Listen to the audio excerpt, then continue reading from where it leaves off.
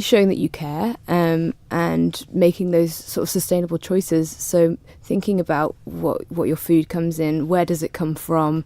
Are you buying asparagus from Peru, or are you buying local produce? And it kind of it's a knock-on effect, because you end up buying local, more money goes into the economy, and it's a positive for everything, really. So about being aware of where your money goes and what you care about. And I think it's about picking something you really care about and putting your efforts into that, because that's how people can make a difference. And speaking of what we can do here, you're working with DEFRA on a project at the minute, aren't you, with single-use plastics? Tell us a bit about that. Yeah, so the Chief Minister asked us in the Ecosystem Policy team to come up with a plan to help reduce single-use plastics. And the first phase of it is to reduce single-use plastics within government and government departments, because we want to lead by example.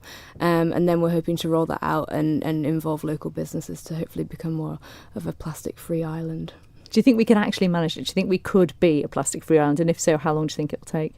I think when you say plastic-free island, you've got to think plastic is a useful material, and it's got very many benefits in terms of like the amount of medical advances and, you know, food hygiene and things like that. It's about maybe being free of those unnecessary single-use plastics.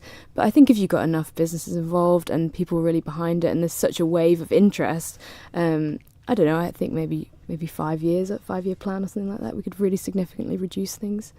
So let's talk then about this expedition that you're setting off on. And you are joining 13 other female scientists, and you're going to be doing research, collecting data, and really, again, looking more in depth at the effect rubbish is having on the environment. Just tell us a little bit more about the place that you're actually going to.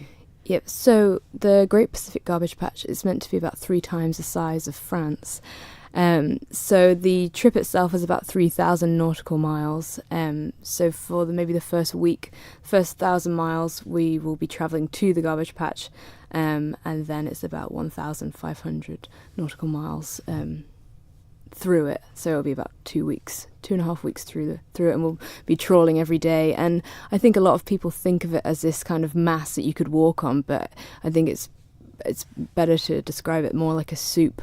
And you know, more near the centre, you'll be it's going to be really dense. And I think they think there's something like 80 million kilograms of floating plastic there, and just a huge amount of microplastic and large ghost nets and things like that. So it's about going out there and seeing really what it's like, because it's so remote.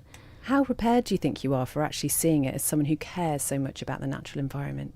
I've been thinking about that more and more recently, and I don't think I'm prepared at all, because firstly, I can't imagine what it's going to be like to be so remote. I think when you're in the middle of it, you're actually closer to the people in the space station than you are anywhere on Earth. And then to see, you know, the impact of humans there, and, you know, even just to see the label on a crisp packet or something, you're like, where did that come from and how is it here? I don't think I'll be able to really wrap my mind around it until I'm there.